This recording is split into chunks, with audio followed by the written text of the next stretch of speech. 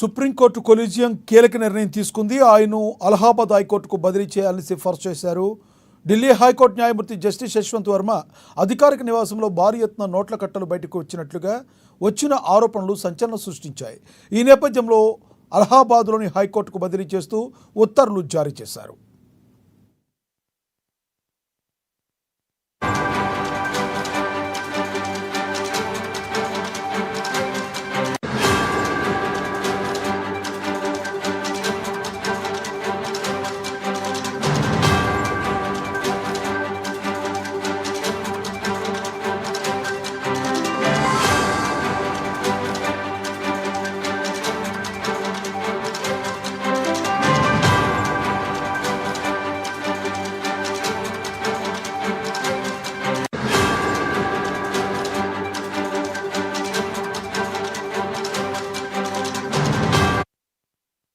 Supreme court కీలక నిర్ణయం తీసుకుంది.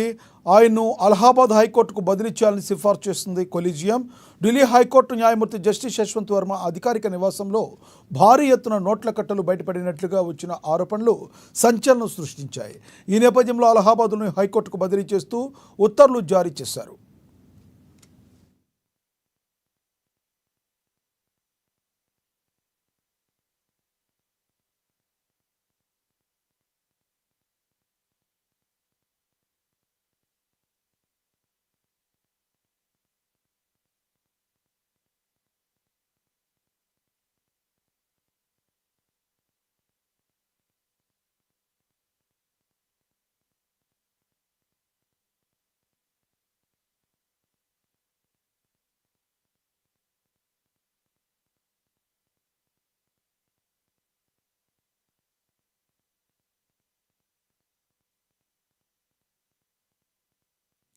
భగత్ సింగ్ నగర్ ధోబీఘాట్ స్థలంలో పార్కు ఏర్పాటు చేయాలని ప్రజావాణి